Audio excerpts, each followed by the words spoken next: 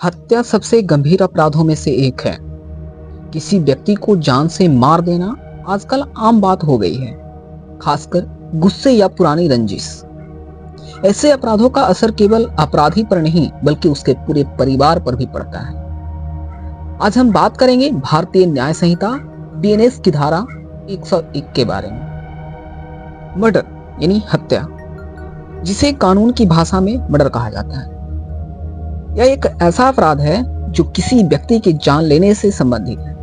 यह अपराध न केवल मानवता के खिलाफ है बल्कि समाज के नैतिक और कानूनी ढांचे को भी चुनौती देता है। भारतीय न्याय संहिता, जिसका सेक्शन 101, हम इस वीडियो में समझेंगे। कल्पेबल और होमिसाइड दोनों के डिस्ट्रीब्यूशन पर बात फोकस करेंगे। यहाँ समझते हैं difference between culpable, homicide and murder. Murder और कल्पेबल होमिसाइड के बीच क्या डिफरेंस है? पहला है मर्डर यानी हत्या। हत्या वह अपराध है जिसमें अपराधी को यह पूरी तरह पता होता है कि उसके कार्य से व्यक्ति की मौत निश्चित हो सकती है। अपराधी की मंशा जानबूझकर और स्पष्ट रूप से घातक होती है। यदि उदाहरण के तौर पर यह समझो कि यदि कोई व्यक्ति तलवार से दूसरे के सीने पर वार करता है तो यह साफ है कि उसकी स्थिति, उसकी मंशा जान लेने की थी, तो यह हत्या है। आगे समझते हैं कल्पेबल होमिसाइड यानी दोषपूर्वक हत्या। यानी दोषपूर्वक हत्या वह अपराध है जिसमें अपराधी का कार्य घातक हो सकता है लेकिन उनकी मंशा मृत्यु निश्चित करने की नहीं होती है।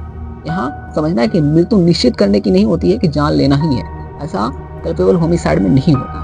यानी अपराधी को यह अंदाजा हो सकता है कि उसके कार्य से मौत हो सकती है लेकिन वह इसे सुनिश्चित नहीं करता है। जैसे उदाहरण से समझो कि अगर कोई गुस्से में किसी को धक्का देता है और वह गिरकर मर जाता है तो यह दोषपूर्वक हत्या है, कोई मंशा जान लेने की नहीं थी। तो ये डिफरेंस होता है कल्पेबल होमिसाइड और मर्डर में। इसके साथ साथ एक केस है रिग वर्सेस गोविंदा। इस केस में दुष्पूर्वक यानी कल्पेबल होमिसाइड और हत्या के बीच को समझाया गया था।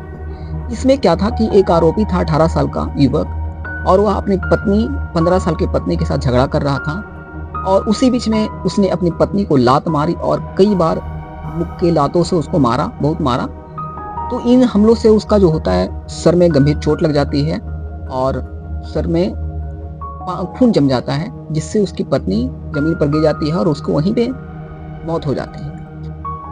जो आरोपी था उसको यहाँ पे हत्या का सजा सुनाया गया था, पर उसके बाद उसे उच्च न्यायालय में मामला गया।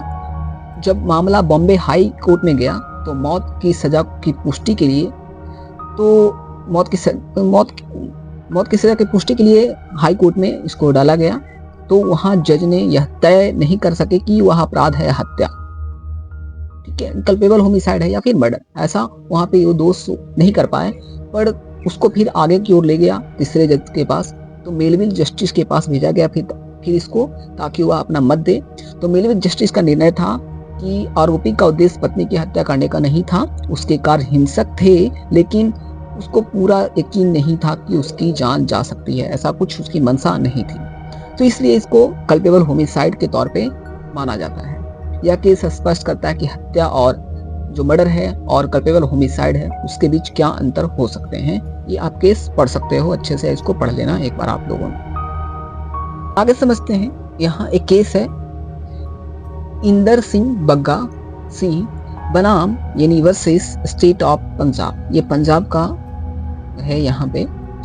तो इस केस में आरोपी ने मृतक के सिर पर लाठी से 6 बार मारा था, जिसमें से एक बार उसकी खोपड़ी, ऐसा एक बार मारा कि उसकी खोपड़ी टूट गई। जो मरा 3 सप्ताह बाद वह मरा। डॉक्टर के मुताबिक खोपड़ी की चोट के कारण मस्तिष्क में रक्त स्राव हुआ था, जिसके कारण उसकी मौत हुई। तो इस पे कोर्ट ने कहा कि आरोपी के सिर पर जोर से वार किया गया लेकिन लाठी से मारा गया, मतलब लोहे नहीं थी और मृतक शारीरिक रूप से मजबूत था, इसलिए आरोपी को जान से मारने की मंशा नहीं मानी जा सकती है। मृतक 3 सप्ताह तक जिंदा रहा और डॉक्टर के अनुसार ऐसी चोट से जान नहीं जाती, इसी कारण आरोपी को जो है वो कल्पेबल होमिसाइड के तहत दोषी ठहराया गया, यानी इसको लापरवाही से हत्या माना गया। तो इस केस में यही बताया गया है जो कल्पेबल होमिसाइड को दर्शाता है। तो इस केस में यह सब हमने देखा। तो हत्या सबसे गंभीर अपराधों में से एक है जिससे व्यक्तियों और परिवारों पर बहुत ही गहरा और बहुत ही बुरा प्रभाव पड़ता है। बीएनएस की धारा 103 जैसे कानून न्याय सुनिश्चित करने और समाज में व्यवस्था बनाए रखने में महत्वपूर्ण भूमिका निभाते हैं, क्योंकि ये ऐसे जघन्य अपराधों के लिए सजा और जमानत के स्पष्ट प्रावधान प्रदान करते हैं। तो दोस्तों, ये आपको वीडियो कैसा लगा? आपको अगर ये वीडियो अच्छा लगा है तो प्लीज़ हमारे वीडियो को लाइक कीजिए और हमारे चैनल को सब्सक्राइब करना मत भूलिए।